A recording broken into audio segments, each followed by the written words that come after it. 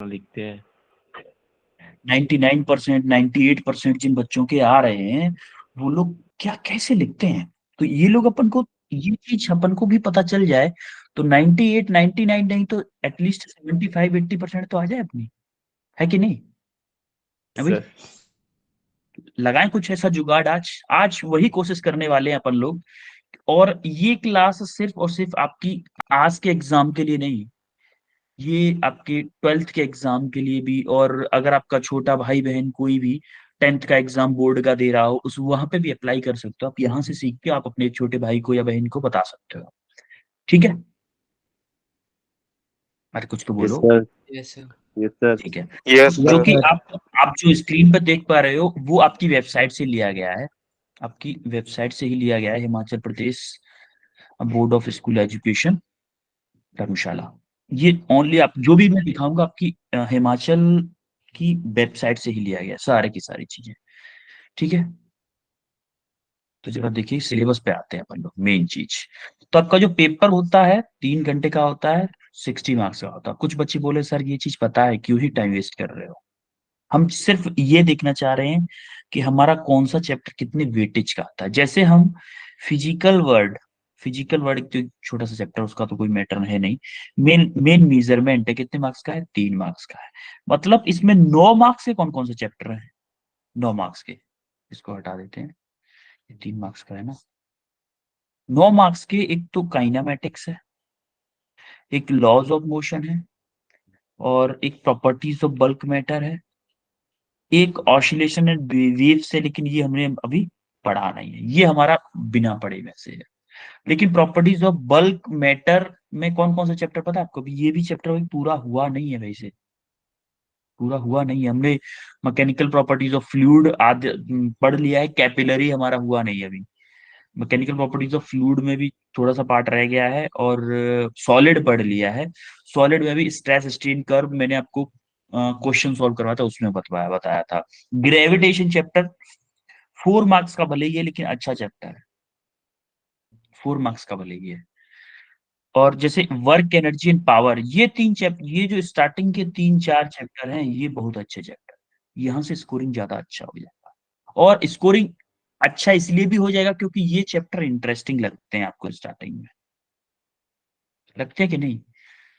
क्योंकि स्टार्टिंग के चैप्टर होते हैं तो मजा भी ज्यादा आता है इन चैप्टर्स में करने का। थोड़ा सा आपको difficulty motion of system and particles and rigid bodies, ये चैप्टर एक्चुअली में क्या होता है, इसमें आपका सेंटर ऑफ मास और आपका रोटेशन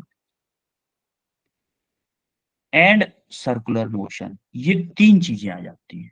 तो ये चैप्टर थोड़ा सा डिफिकल्ट होता है एज कंपेयर टू यहां से मार्क्स गेन करने के। तो सबसे पहला टारगेट क्या रहेगा अपन का, कि ये जो 4 चैप्टर हैं स्टार्टिंग के, सॉरी फर्स्ट 1 2 3 4, ये चारों चैप्टर हैं, चारों से कितने मार्क्स आ रहे हैं, 9 18, 18 5, 18 और 8 कितने हो गए, 26। 26 मार्क्स हो गए। 26 मार्क्स 26। हमारे यहाँ से हो गए। और एक हम यहाँ से स्कूल में पढ़ा होगा, यहाँ से भी मार्क्स लाना थोड़ा सा इजी है एज कम्पेयर। यहाँ से सबसे ज्यादा इंपॉर्टेंट आपको याद रखनी है Bernoulli principle, Bernoulli's theorem. Bernoulli's theorem का डेरिवेशन हमने डेरिवेशन किया नहीं है, बट आपको डेरिवेशन भी करना है, क्योंकि डेरिवेशन जनरली आ जाता है एग्जाम्स में। सबसे ज्यादा इंपॉर्टेंट इसका डेरिवेशन, और बर्नौलीज थ्योरम आपको जरूर मिलेगी एग्जाम में। ये तो ये मान लो कि 90% चांस है कि बर्नौली थ्योरम का, चाहे वो 2 नंबर में क्वेश्चन क्यों ना दे, कि स्टेटमेंट पूछ ले ओनली बर्नौली प्रिंसिपल का, तब भी बर्नौली तो पूछेगा वो, कहीं ना कहीं कैसे न कैसे घुमा के बर्नौली पूछ लेगा वो। तो बर्नौली तो छोड़ना नहीं है कभी भी। जैसे काइनेट थर्मोडायनामिक्स पर आ जाओगे, थर्मोडायनामिक्स में प्रोसेसेस पूछ सकता है, जैसे आइसोथर्मल, एडियाबैटिक और आइसोबारिक, आइसोकोरिक, ये पढ़े होंगे ना स्कूल्स में, स्कूल में तो पढ़े होंगे भाई। Yes sir. सर।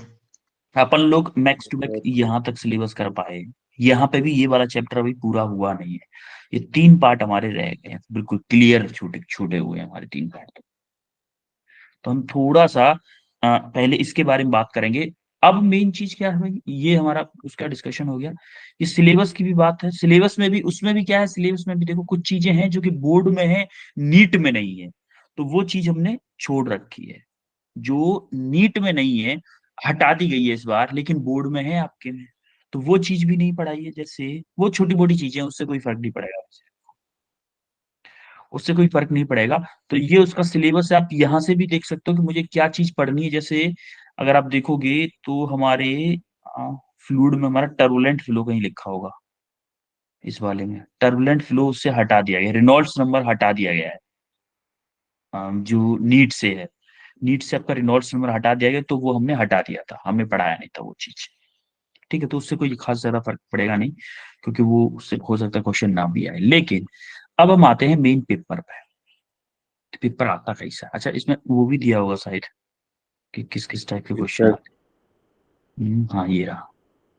ठीक है, तो देखो फिजिकल वर्ड, ये तो पहले भी था वैसे, कि 1 मार्क्स के, सॉरी 3 मार्क्स का एक क्वेश्चन जनरली इससे आता है। तो ये भी हमें जानना बहुत जरूरी है कि किस चैप्टर से किस टाइप का क्वेश्चन ज्यादा आने के चांसेस हैं। जैसे डिजाइन ऑफ क्वेश्चन पेपर, ये डिजाइन ऑफ क्वेश्चन पेपर का मतलब है कि यहां से इस तरह के क्वेश्चन आने वाले हैं। तो देखो फिजिकल वर्ड या फिर मेजरमेंट से एक ही क्वेश्चन आएगा, क्योंकि 3 मार्क्स का है। और इससे काइनेमेटिक्स से 3 क्वेश्चन आएंगे, एक क्वेश्चन आएगा ये वाला, एक 1 मार्क्स का, 2 क्वेश्चन आएंगे 2-2 मार्क्स के, तो कितने हो गए, और एक आएगा 4 मार्क्स का। तो इसीलिए ये, और देखो काइनेमेटिक्स में M1D और M2D दोनों हैं इसमें, काइनेमेटिक्स में, ये याद रखिएगा। M1D एंड M2D दोनों हैं इसमें वैलिड। आपको दोनों चीजें करनी है, आपको M1 एंड M2 दोनों। और सिमिलरली लॉज ऑफ मोशन में आपको, ये चीज वैसे आपने डाउनलोड की होगी ना गूगल से, की है कि नहीं? Yes sir. सर की है। हाँ, सब लोगों ने कर रखी होगी, और करनी भी चाहिए, क्योंकि आपको एग्जाम कैसा आ रहा है, क्वेश्चन का पैटर्न कैसा आ रहा है, किस चैप्टर से कितने क्वेश्चंस आ रहे हैं, ये चीज जानना बहुत ज्यादा जरूरी है। और जितनी जल्दी अच्छे से जानोगे इस चीज को, उतने ही अच्छा स्कोर कर पाओगे। ठीक है, अब जैसे जैसे आप देखोगे नीचे नीचे की तरफ जाओगे, कहाँ गया भाई? जैसे नीचे की तरफ जाओगे तो हमारा टोटल, जैसे थर्मोडायनामिक्स में एक क्वेश्चन आता है हमारा 1 मार्क्स का, एक 3 मार्क्स का, ऐसे करके 4 मार्क्स हो रहे हैं। मेनली हमारा जो ब्रेकअप क्वेश्चन, टोटल क्वेश्चन आता है 34 क्वेश्चन, जहाँ से यहाँ से 12 करने होते हैं, यहाँ से 6, यहाँ से 8, यहाँ से 3, तो ऐसे 29 क्वेश्चन वहां से हमें करने होते हैं। ठीक है, तो ये हमारा ब्रेकअप जनरली, आप लोग आपने हाफ ईयरली एग्जाम हुए होंगे, काफी सारे टाइप के एग्जाम हुए होंगे, अभी तो स्कूल टेस्ट वगैरह हुए होंगे, तो वहां से भी आपको पेपर पैटर्न के बारे में आई थिंक काफी सारी चीजें पता होंगी, है ना? Yes sir. है। और ये भी यहाँ से ये भी देख सकते हो कि न्यूमेरिकल बेस्ड क्वेश्चन हमारे 2 ही आते हैं, ये बात ध्यान रखिएगा। और नीट में हम सबसे ज्यादा न्यूमेरिकल बेस्ड क्वेश्चन करते हैं, आ रही बात समझ में? Numerical based yes question sir. हमारे यहाँ पे 2 ही क्वेश्चन है। और देखो मैच द फॉलोइंग क्वेश्चन भी 2 हैं, और केस स्टडी कंप्रिहेंशन टाइप के भी 2 क्वेश्चन है, कंप्रिहेंशन टाइप के क्वेश्चन है। डायग्राम ग्राफ इंटरप्रिटेशन का भी एक क्वेश्चन आ जाता है। असर्शन रीजनिंग के भी 2 क्वेश्चन आते हैं। तो ओवरऑल अगर देखा जाए ना, तो हर तरह के क्वेश्चन आपके बोर्ड में आते हैं, हर तरह के क्वेश्चन एमसीक्यू में। ब्लूप्रिंट ऑफ एमसीक्यू का दिया हुआ है, ओनली एमसीक्यू का है। एमसीक्यू में भी 2 क्वेश्चन न्यूमेरिकल बेस्ड आएंगे। सिमिलरली, अच्छा इसने सिर्फ एमसीक्यू का ही दिया है। ठीक है, अब हम अपन आते हैं क्वेश्चन पेपर पे। ठीक है, तो देखो सब क्वेश्चन पेपर पे आने से पहले अपन लोग जाएंगे, इस स्क्रीन को मैं रोकता हूँ। अपन अपन देखेंगे किस तरह के क्वेश्चन हम किस तरह से सॉल्व करेंगे। ठीक है, पहले तो स्क्रीन को स्टॉप करता हूँ, 1 मिनट जस्ट।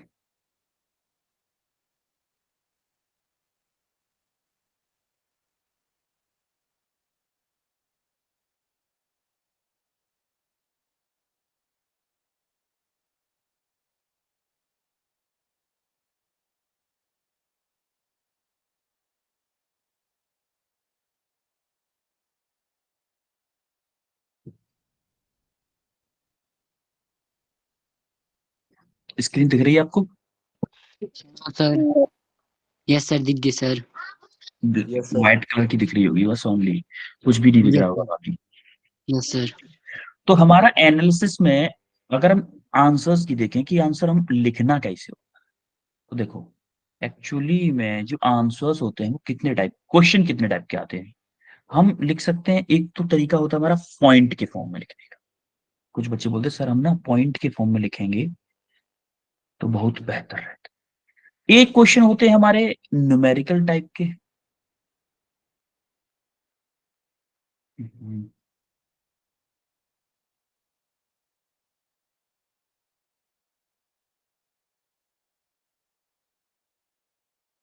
न्यूमेरिकल्स होते हैं। एक क्वेश्चन जैसे हम कुछ लेंथी क्वेश्चन होते हैं ना, उनको हम पैराग्राफ की फॉर्म में लिखते हैं, तो पैराग्राफ की फॉर्म में कैसे लिखना है, पैराग्राफ बोलो या फिर बोलो लॉन्ग आंसर टाइप। ठीक है, एलए का मतलब समझते हो ना, long answer type, yes sir. है ना। और एक क्वेश्चन टाइप का होता है डिफरेंस टाइप के क्वेश्चन होते हैं। जैसे मैंने पूछ लिया difference between conservative and non conservative forces में डिफरेंस बताओ कोई, तो आपको डिफरेंस टाइप का कैसे लिखना है अपन को। एक होता है हमारा, एक और कौन सा बचा भाई, डेरिवेशंस। फिजिक्स में तो डेरिवेशन भी आ सकते हैं ना, यस सर। ये ओनली फिजिक्स में होगा वैसे, ओनली फिजिक्स में होगा। अब होता क्या है भाई, पॉइंट टाइप में हमें जैसे 2 मार्क्स का क्वेश्चन होता है, जैसे 2 मार्क्स का क्वेश्चन है तो उसमें हमें सर कितने पॉइंट लिखने चाहिए। जैसे मुझे बोल दिया कि फोर्स क्या होता है उसके बारे में पॉइंट लिखो, सर मेरे को तो फोर्स के बारे में बहुत सारी चीजें पता है, मैं तो 2 पेज भर दूंगा फोर्स के बारे में। 2 मार्क्स का क्वेश्चन आया है, क्या 2 पेज भरने पे 2 मार्क्स से ज्यादा मिल सकते हैं उस क्वेश्चन पे? No sir. No sir. नहीं मिलेंगे। चाहे आप पूरी कॉपी को फोर्स के बारे में ही भर दो, लेकिन मार्क्स 2 ही मिलेंगे, मैक्स टू मैक्स 2 मार्क्स मिलेंगे। तो सर कितना लिखें, ये बड़ा, ये मेन कंसर्न क्या होता है, सर कितना लिखें कि जिससे हमें 2 नंबर के क्वेश्चन में पूरे मार्क्स मिल जाए। और कैसे लिखें, और कैसे लिखें, देखो अगर आपको जैसे 2 मार्क्स का क्वेश्चन है, आपको अच्छे से आता है, अच्छे से मतलब जैसे फोर्स के बारे में लिखा है, आपको 6-7 पॉइंट आते हैं, तो क्या करना है, मैक्स टू मैक्स उसमें क्या कितने पॉइंट लिखने हैं।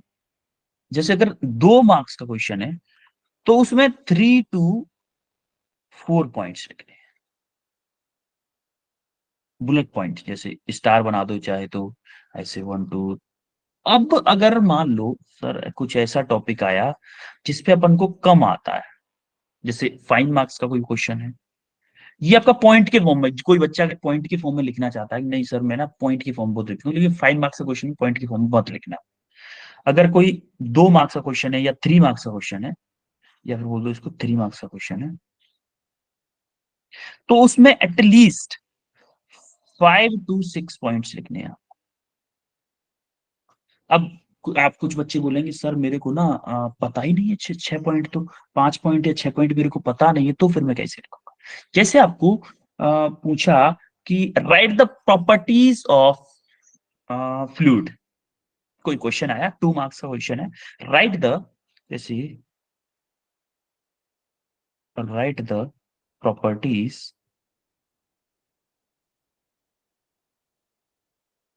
ऑफ फ्लूइड, ये क्वेश्चन।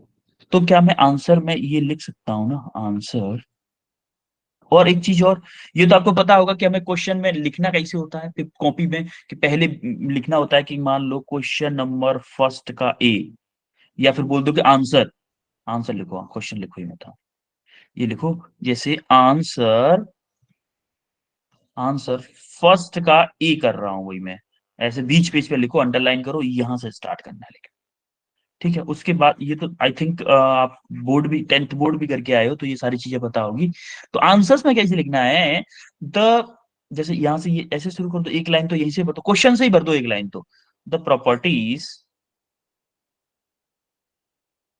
ऑफ फ्लूइड आर, ऐसे कोमा लगा के यहां से स्टार लगा के, नंबर 1 2 3 4, मान लो 4 प्रॉपर्टीज लिखी। अब ये कंफ्यूजन है कि सर सबसे पहली लाइन में कौन सी प्रॉपर्टी, बड़ी कंफ्यूजन है।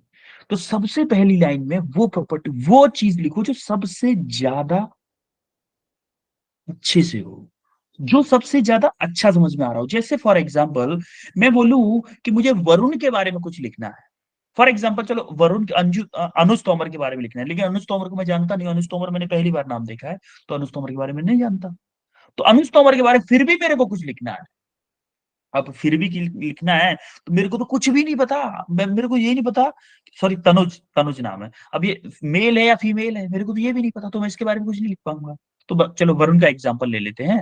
तो वरुण के बारे में अगर मैं लिखूं तो सबसे पहले एग्जाम्पल वरुण के लिए मैं सबसे पहली लाइन में लिखूंगा कि वरुण हमेशा क्लास को टाइम से ज्वाइन कर, वरुण हमेशा क्लास को टाइम से पहले ज्वाइन कर। तो ये प्रॉपर्टी वरुण के बारे में सबको पता है। और एक चीज और, जैसे 4 पॉइंट लिख रहे हो ना, सबसे इंपॉर्टेंट चीज मैं आपको बताऊं, अगर कोई भी पॉइंट गलत हो जाता है, जैसे फॉर एग्जाम्पल कि मैंने कोई स्पेलिंग लिखी, तो गलती बच्चे क्या करते, मैं भी करता था अपने टाइम पे, मेरे को बताया नहीं था ना किसी ने, तो मेरी परसेंटेज भी कम आई थी। तो हुआ क्या था कि जैसे मैंने लिखा न्यूमेरिकल लिखा, चलो NUMERICA लगाना भूल गया, CLS कर दिया मैंने, ओहो स्पेलिंग गलत हो गई। अब मैं पहले क्या करता था, ऐसे कर देते थे, ऐसे कर देते थे, ठीक है भाई। अब लिख दी मैंने न्यूमेरिकल की स्पेलिंग सही।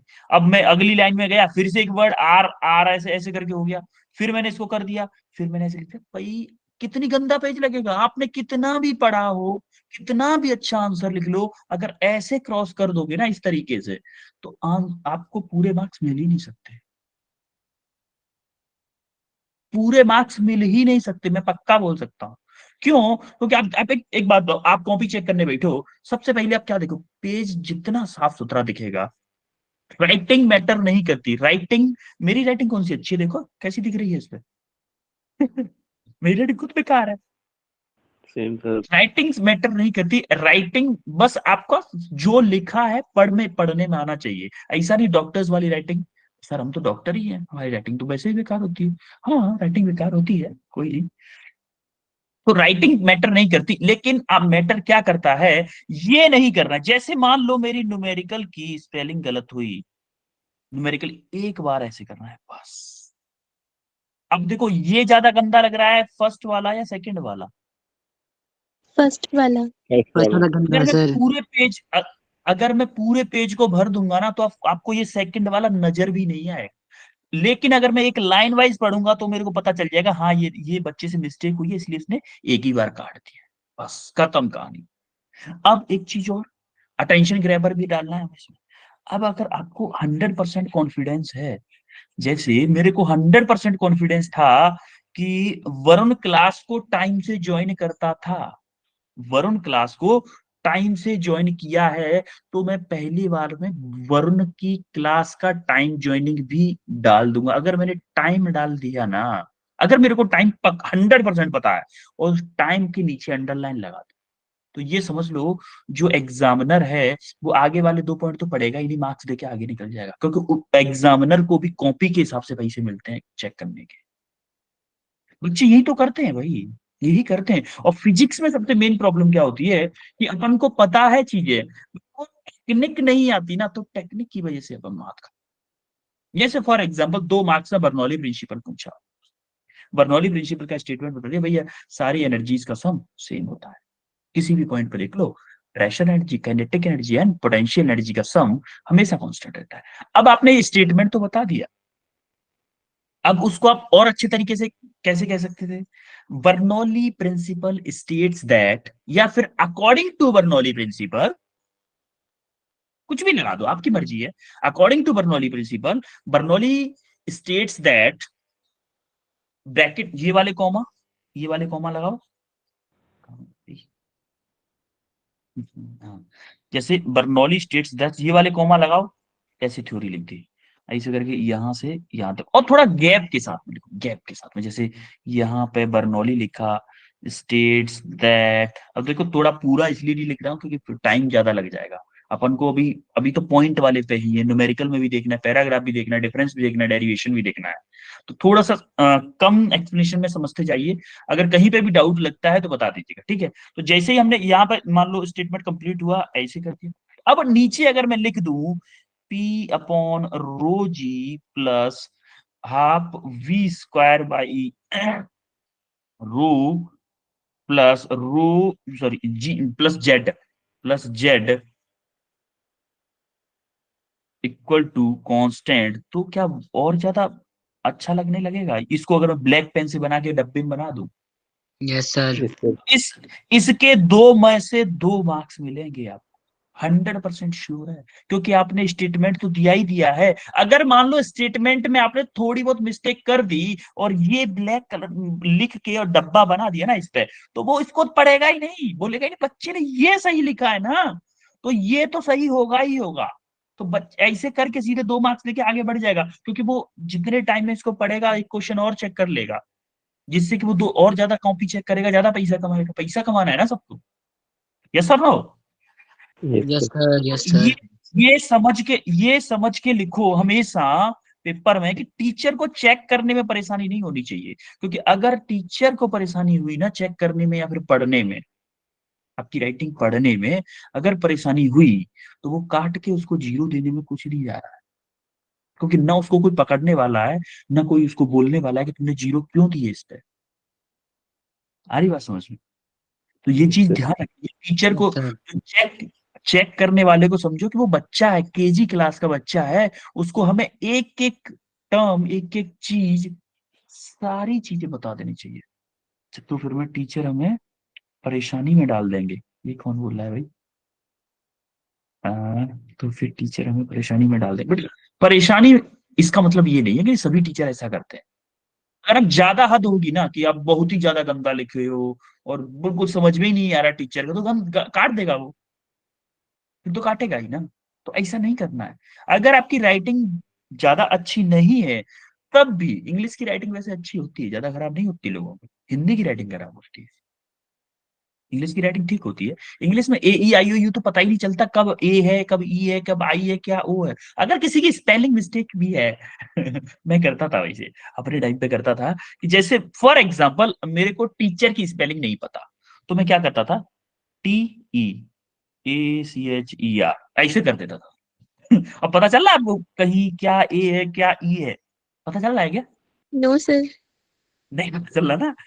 मेरी हैंडराइटिंग थोड़ी अच्छी नहीं है, लेकिन इसी को अगर अच्छी हैंडराइटिंग से आप लिखोगे ना, तो बात बन जाएगी, टेंशन नहीं। और अगर कहीं स्पेलिंग गलत हो रही है, फॉर एग्जाम्पल आपकी जल्दी जल्दी में स्पेलिंग गलत हो रही है, तो स्पेलिंग की टेंशन नहीं लेनी।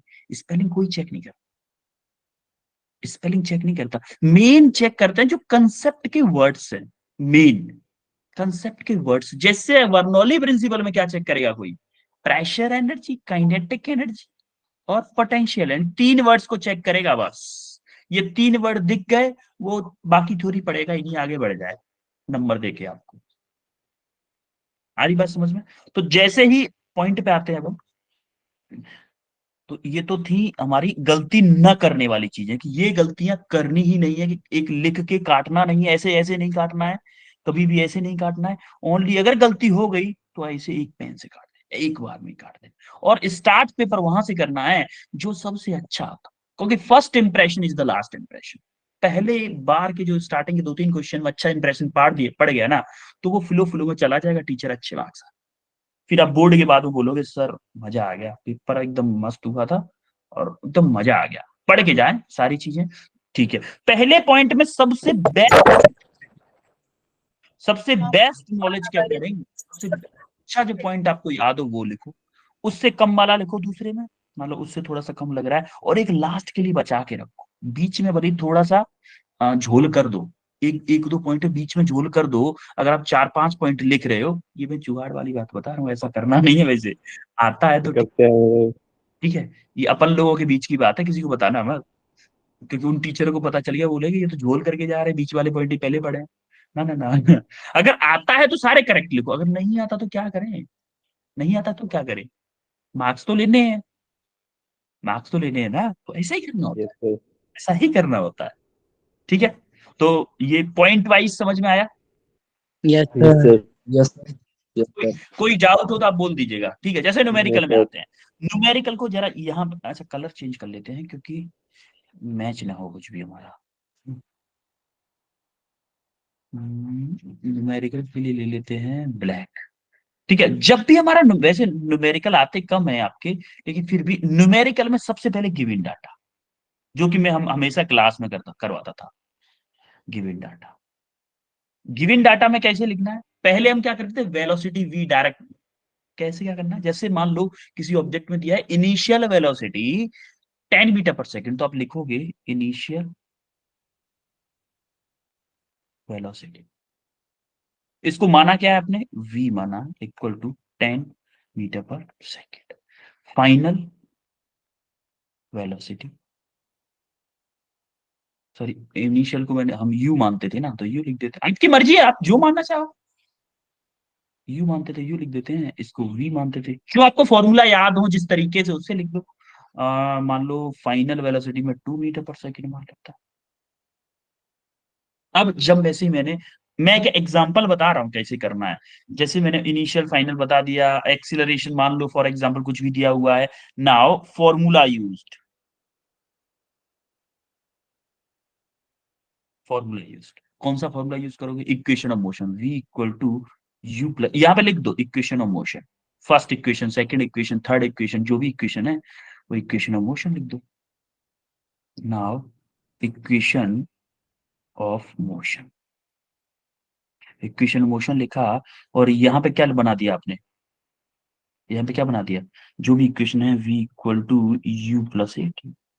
अब आपने देखो वही टर्म लिखने, जहां पे आपने देखो इनिशियल वेलोसिटी को u यहाँ पे लिख दिया था आपने, फाइनल वेलोसिटी को v लिख दिया था, तो इसी के टर्म, ऐसा नहीं करना है, यहाँ पे इनिशियल वेलोसिटी आपने x मान लिया, फाइनल वेलोसिटी y मान लिया, फॉर्मूला लिख दिया v equal to u plus a t के टर्म में।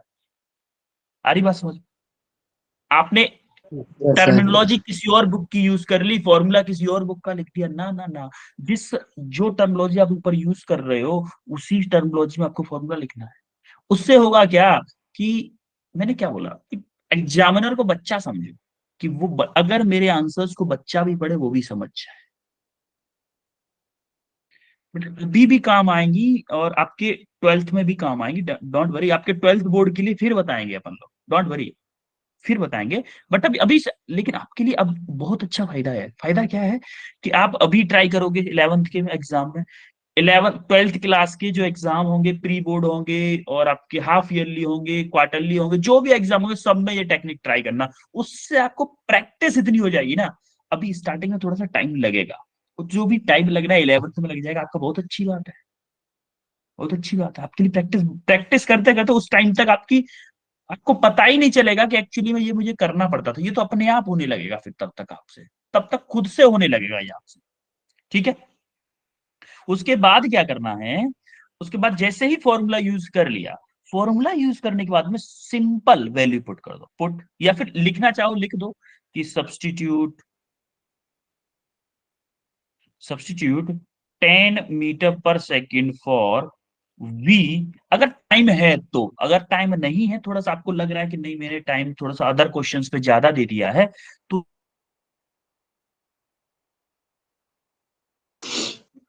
सर आपकी आवाज नहीं आ रही है। सर आपकी आवाज सर कट गई सर, स्क्रीन में नहीं दिख रही सर।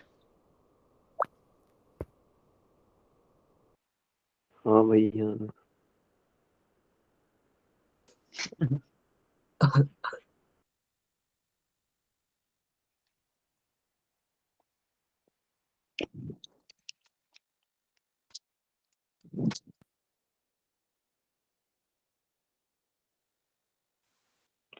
सर आपकी स्क्रीन नहीं दिख रही। Source D acceleration, decrease in speed, या फिर D acceleration. Sir sir sir sir आपका आपकी ना आवाज बीच में नहीं आ रही थी सर, आपकी आवाज कट गई सर बीच में। आवाज कट गई थी, यस सर। ये यस सर अब सर। अब वापस आ गई है ना। आप नहा ही रहे थे। ठीक है मैं जरा बताता हूँ, देखो, तो जो ये वाली वो बताई थी मैंने स्टेटमेंट कि सब्स्टिट्यूट 10 मीटर पर सेकेंड फॉर u, 2 मीटर पर सेकेंड फॉर v, इस लाइन को आप चाहो, अगर आपके पास थोड़ा सा लग रहा है कि हाँ टाइम है मेरे पास, मैं पेपर पूरा कर लूंगा, तो लिखना है, अदरवाइज नहीं लिखना है। अगर क्वेश्चन छोटा है, अगर आपका न्यूमेरिकल कैसा भी हो, न्यूमेरिकल में ज्यादातर पूरे मार्क्स मिलते हैं, तो और अगर न्यूमेरिकल आ रहा है आपसे, तो हमेशा प्रेफर करना न्यूमेरिकल करना।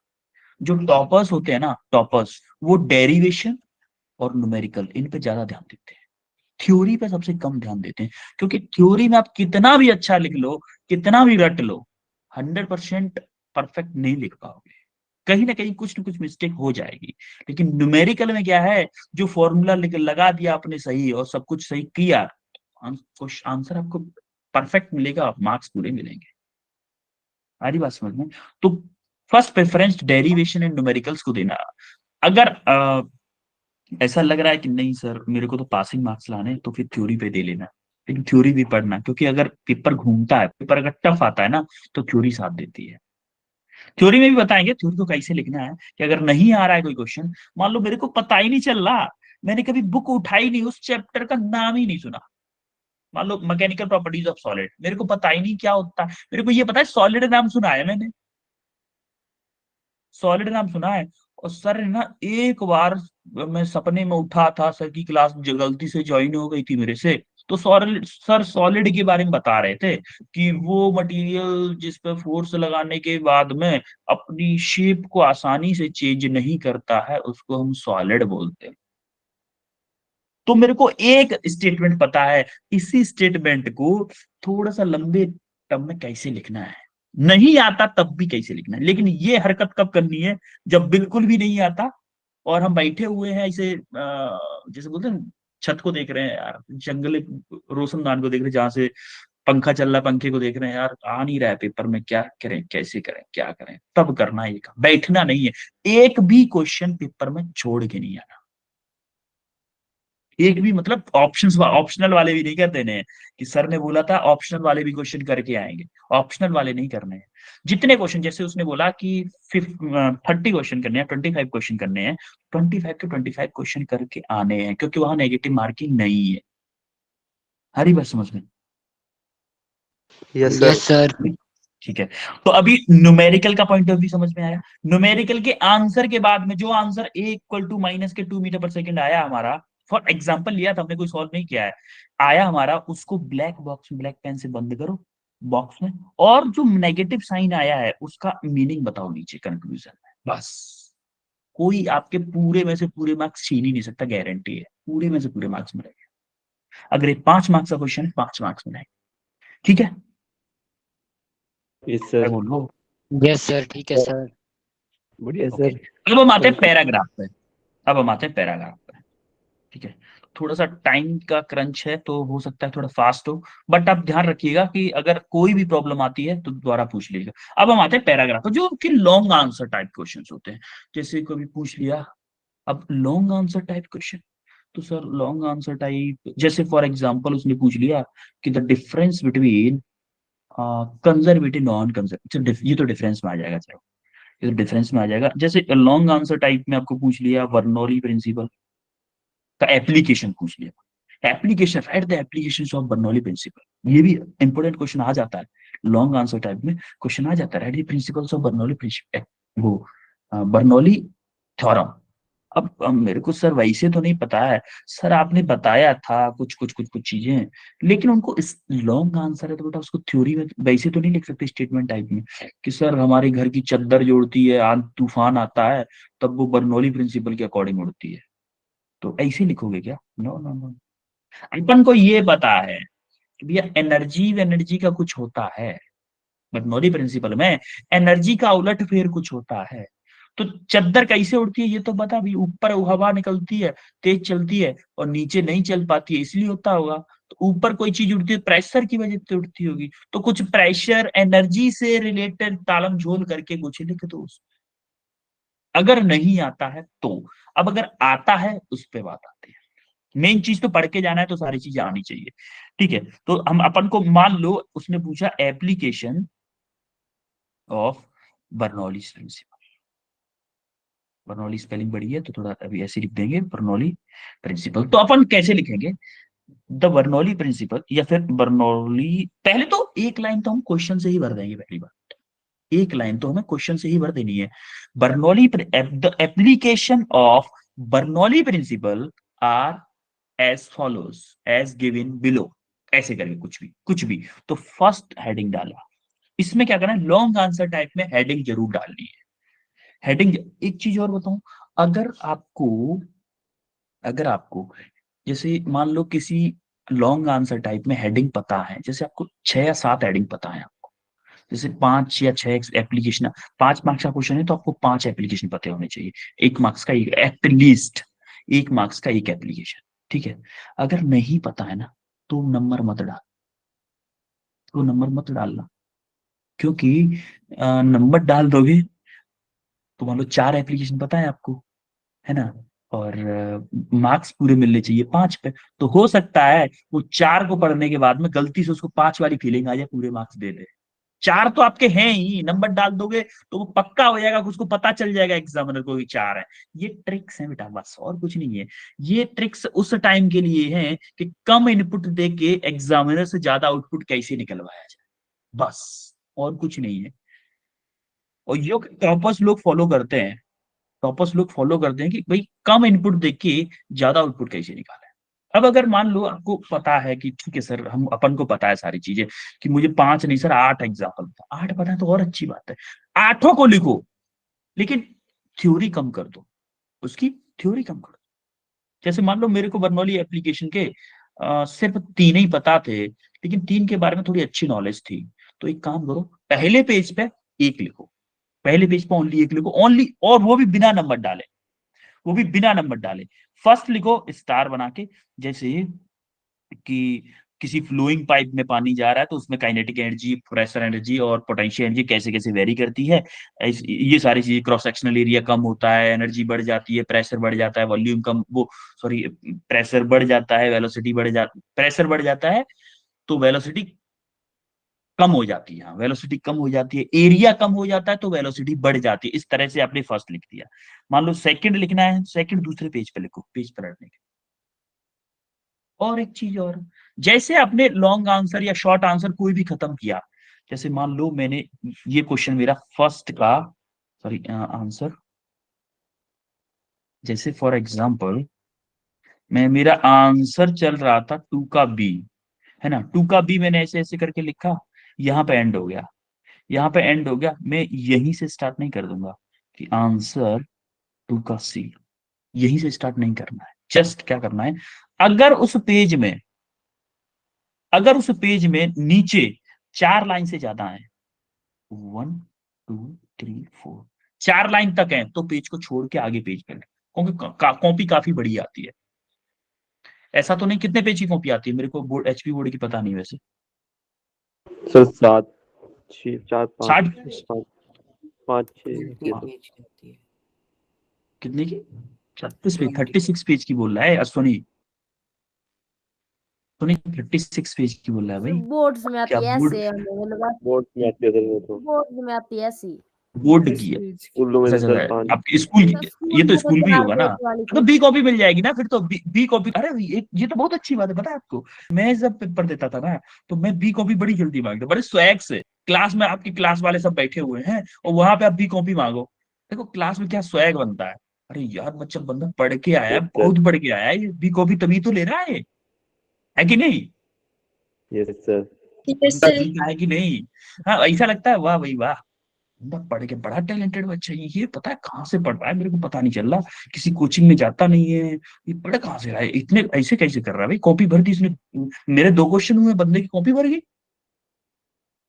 कॉपी की टेंशन ही नहीं ली। और देखो स्कूल की बात है ना, ये क्या बोल रहे हैं भाई, हमारे क्लास के सारे बॉयज लेते हैं डालने, फिर ठीक है, कोई नहीं, वो तो सारी चीजें होती हैं, ठीक है। तो अपन को क्या करना है, सेम पेज से स्टार्ट नहीं करना है, अगर वो 3 4 लाइन नीचे हैं तो उनको छोड़ दो, पेज पलटो, नेक्स्ट पेज से स्टार्ट, ठीक है। अरे बोलो, यस सर, यस सर। ठीक है, ओके देन। तो अपन ये सारा ये चीज पता चल गई अपन को, ठीक है। अब अपन ये एप्लीकेशन वाला पार्ट समझ में आया, ये पैराग्राफ वाला, ये पैराग्राफ कैसे लिखना है, यस सर, यस और छोटे छोटे पैराग्राफ में लिखना, ऐसा नहीं कि पैराग्राफ यहां से स्टार्ट किया, सीधा सीधा सीधा सीधा भरे जा रहे हो, भरे भरे जा रहे हो, भरे जा रहे हो, भरे जा रहे हो, ना ना ना ना ना, भरे भरे नहीं जाना है।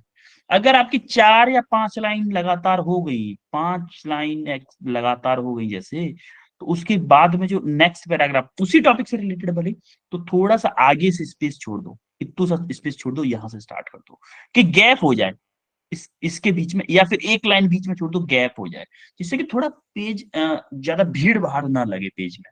क्योंकि जितनी कम भीड़ भाड़ लगेगी ना, उतना आपका पेज सुंदर दिखेगा, और जितना सुंदर दिखेगा उतना ही प्रेजेंटेशन अच्छी होगी, जितनी प्रेजेंटेशन अच्छी होगी उतने मार्क्स आप एग्जामिनर से खींच पाओगे। आ रही बात समझ में? है भाई? Yes, sir. Yes sir. तो ये चीज आपको शायद बायोलॉजी वाली मैम ने भी बताया होगा, ये सारी चीजें तो बायोलॉजी वाली मैम ने तो बताया होगा। अच्छा, मैम, बायोलॉजी वाली हाँ, सर, मैम। अच्छा, वो सॉरी सॉरी सॉरी, बायोलॉजी वाली सर आपके तो, सर, ये 12th का याद था एक्चुअली, 12th का याद था, सॉरी सॉरी। आपका भी पेपर डिस्कशन हुआ है किसी का, केमिस्ट्री या बायो? बायो को है सर, बायो का। सर बायो का हुआ है, ठीक है ठीक है, मानसू सर ने किया होगा, ठीक है ठीक है।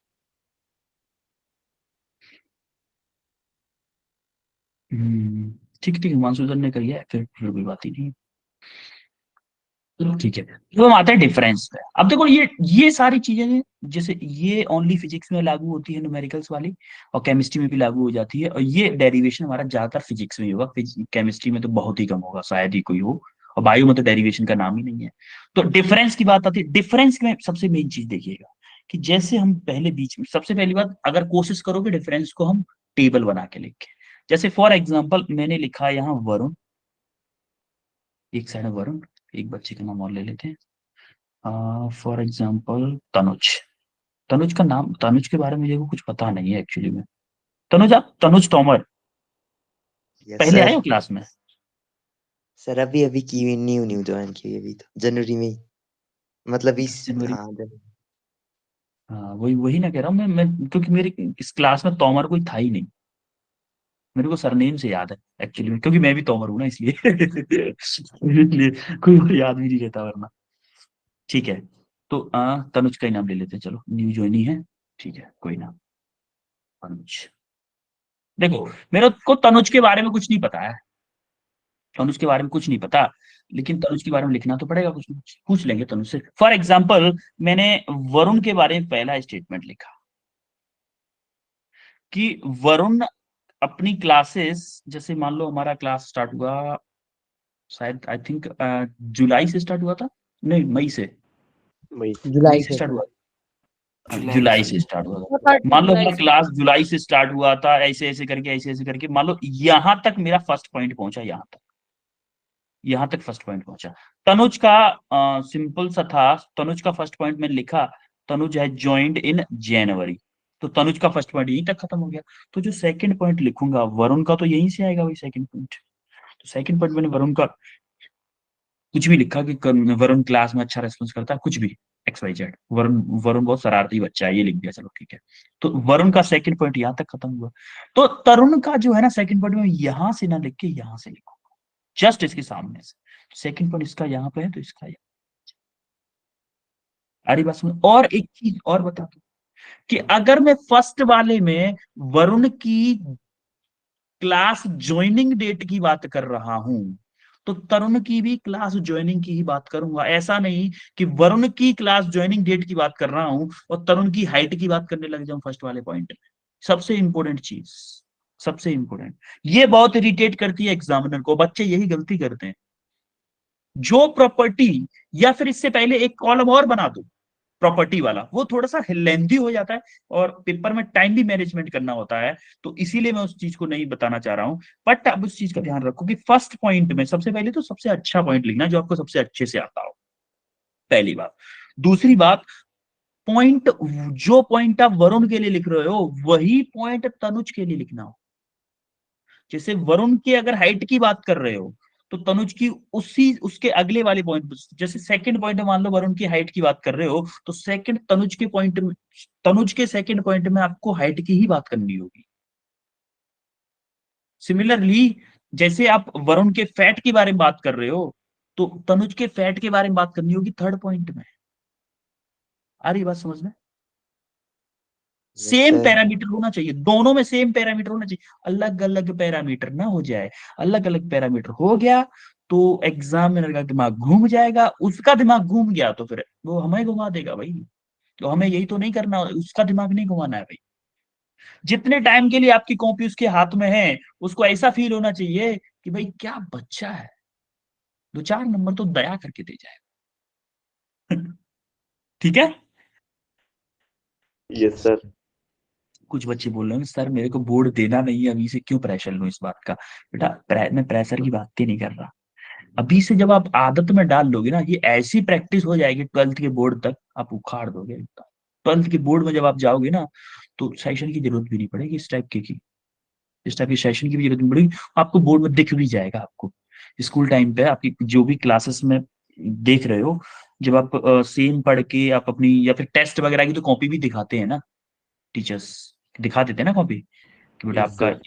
आपने ये किया था और देखो कॉपी देख लो। जब आप बाकी लोगों की कॉपी देखोगे अपने साथ में ही, तो प्रेजेंटेशन में फर्क दिख जाएगा यार, सेम सेम टाइप का लिखा है। सर ने इसके पे 3 मार्क्स दिए, मेरे पे 3.5 दिए, या फिर इसके पे 3 दिए, मेरे पे 4 दिए। तो ये छोटी छोटी बूंद बूंद से घड़ा बढ़ता है ना। तो हर सब्जेक्ट में 3 नंबर, 4 नंबर, 5 नंबर, 3-4-5, 3-4-5 हर सब्जेक्ट में ज्यादा ले आए, तो आपका परसेंटेज तो 4-5% बढ़ गया ना, है यस कि सर। नहीं।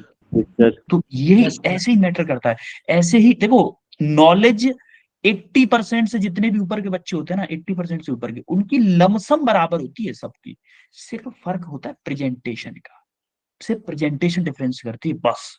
नॉलेज 80% से जितने भी ऊपर के बच्चे होते हैं, ये सबको पता है कि भाई 80% से ऊपर का बच्चा ला रहा है जो, वो टैलेंटेड है। तो बाकी में थोड़ा बहुत फर्क है, वो अलग चीज है। लेकिन वो लमसम बराबर है सारे के सारे। जैसे 19.5-20, 19.5 का फर्क मान लो। लेकिन जो फर्क वो कौन करता है, वो सिर्फ प्रेजेंटेशन करती है। तो प्रेजेंटेशन इज वेरी, ठीक है। तो डिफरेंस समझ में आया कैसे लिखना है। Yes sir. Yes, sir. ठीक है। अब हम आते हैं डेरिवेशन पे। ठीक है, अब हम आते हैं डेरिवेशन पे। तो आई थिंक कुछ बच्चों को तो बोरिंग लग रहा होगा, बट कोई नो ना, सर, कुछ बच्चों कुछ को भी नहीं। कुछ बच्चों को तो बड़ा मजा भी आ रहा है, मेरे को पता चल रहा है। डेरिवेशन, जैसे डेरिवेशन में मैं बात करूं, फॉर अ सिंपल डेरिवेशन कोई देखे, कौन सा डेरिवेशन देखें भाई। चल सर डेरिवेशन छोड़ो, इक्वेशन ऑफ वैसे मोशन। देखते हैं कोई। इक्वेशन ऑफ मोशन, अरे वो डेरिवेशन थोड़ी ना करना है अपन को, बस मेथड देखना है। चलो ठीक है। डेरिवेशन देखोगे सबसे पहले क्या लिखोगे डेरिवेशन, जैसे for example equation of motion ही बोल दिया। इक्वेशन ऑफ मोशन का डेरिवेशन करना है।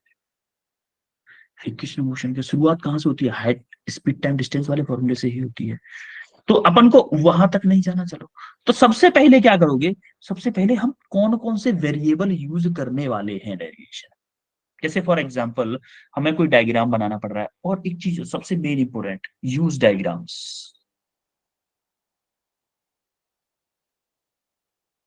As much as possible, as much as possible, जितना ज्यादा हो सके डायग्राम का यूज करें। दूसरी बात, दूसरी बात क्या है कि जैसे जो डायग्राम आप बनाते हो ना, उसका बड़ा फायदा है।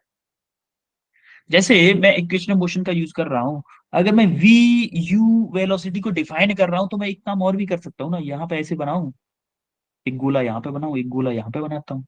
यहाँ पे इनिशियल वेलोसिटी एट या फिर टी इक्वल टू 0, इसकी वेलोसिटी यू है, और टी इक्वल टू किसी टी डैश टाइम पे मान लो टी वेलोसिटी है, या फिर कुछ भी टाइम है इस जगह पे, या फिर टी डैश टाइम पे बोल देते हैं इसको। चलो, ये किसी टी डैश टाइम पे,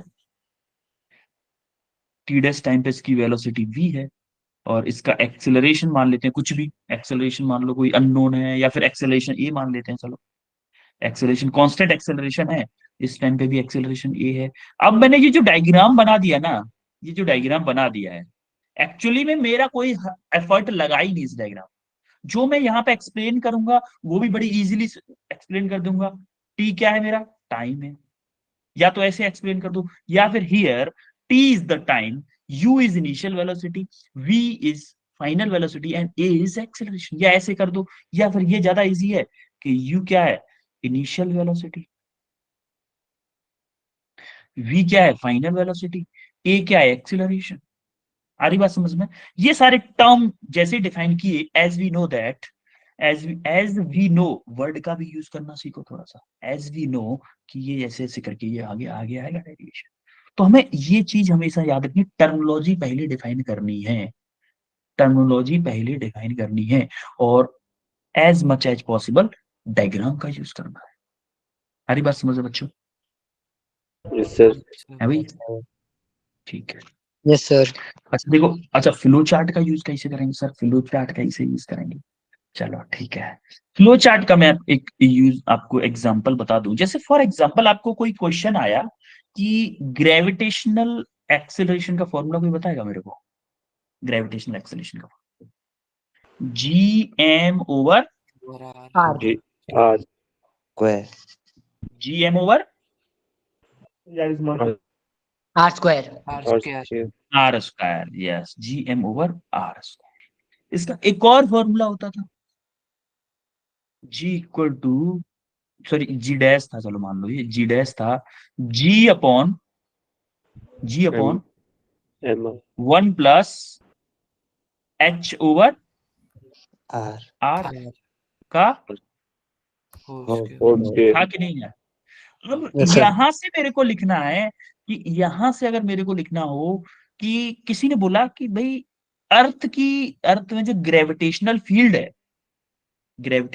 है, या फिर बोलूंगे ग्रेविटेशनल एक्सेलरेशन है, वो अर्थ की प्लैनेट की रेडियस पे कैसे डिपेंड करता है। तो मैंने क्या किया, एक तो तरीका है कि थ्योरी में लिख दूं एज ग्रेविटेशनल फील्ड इंक्रीजेस, ये increase.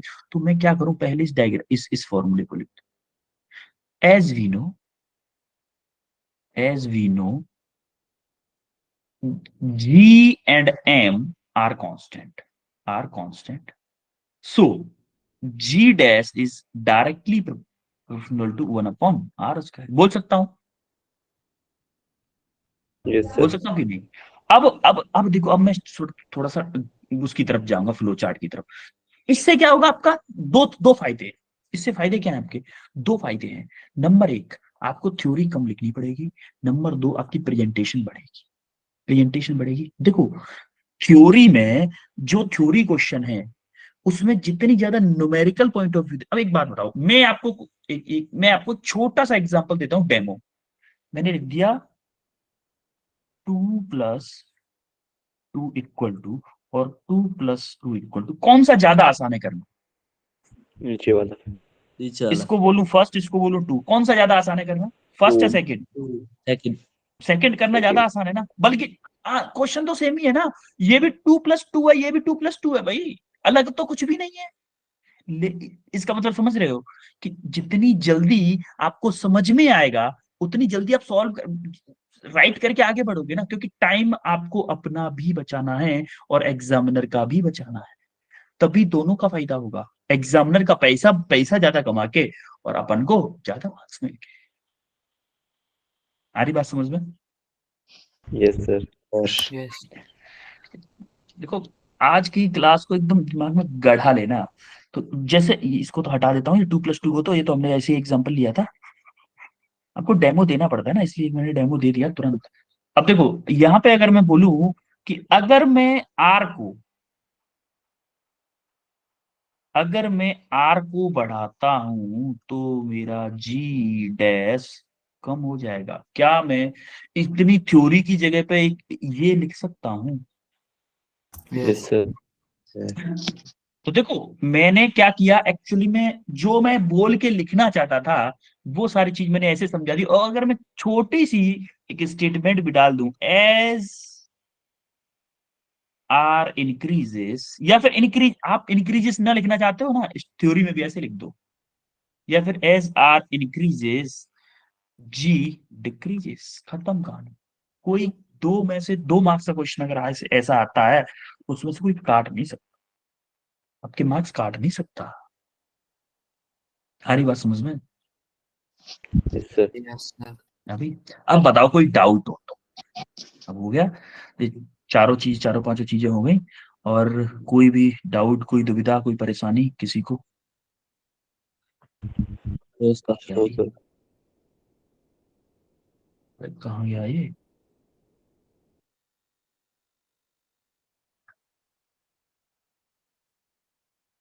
Past year question paper भेज देना। क्या भेज दूं बेटा? एक बार क्लियर बताओगे क्या बोलना चाह रहे हो आप? सर ये कह रहा है कि सर जो पास्ट ईयर पेपर थे ना सर, वो भेज देना। हाँ, प्रीवियस ईयर क्वेश्चन, इसका स्क्रीनशॉट ले लो सब। इसको नहीं भेजूंगा, गंदी सी राइटिंग है, ग्रुप में भेजने में बेकार लगेगा। अब देखो मेरे बताने, मैंने खुद बोला था राइटिंग इतनी अच्छी है नहीं, तो इसका स्क्रीनशॉट ले लो पहले सर, बाद में बोलोगे सर वो कैसे लिखना होता है। मैं आपको क्वेश्चन पेपर दे रहा हूँ, ग्रुप में शेयर करूंगा, और उस क्वेश्चन पेपर से आपको कौन कौन किस टाइप के क्वेश्चन लिखेगा ये बताओ मेरे को। जो भी आपको पहले, चलो ठीक है, चाहे आप कैसे भी लिखो, जो भी आपको सबसे अच्छे क्वेश्चंस आते हैं, जैसे हर कोई बच्चा 2 शॉर्ट क्वेश्चन लिखेगा, 2 शॉर्ट क्वेश्चन पेज पे अपनी कॉपी पे लिखेगा, एटलीस्ट 2 लॉन्ग क्वेश्चन लिखेगा, 2 मीडियम टाइप क्वेश्चन लिखेगा, और अगर उसमें कोई न्यूमेरिकल होगा तो एक एटलीस्ट एक न्यूमेरिकल करेगा।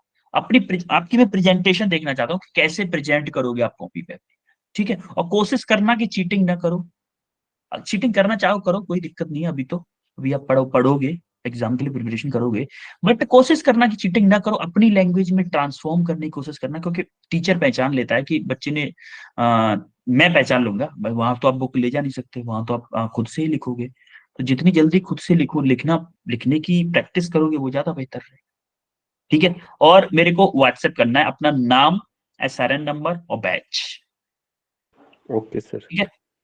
जो जितनी जल्दी रिपीट रेस्पॉन्स कर करेगा। देना सर आपका नेटवर्क। अच्छा ठीक है, बट मेरा नेटवर्क नहीं, आप ही लोगों का नेटवर्क खराब है पास है। सर मेरा नेटवर्क थोड़ा कम है। ठीक है कोई नहीं।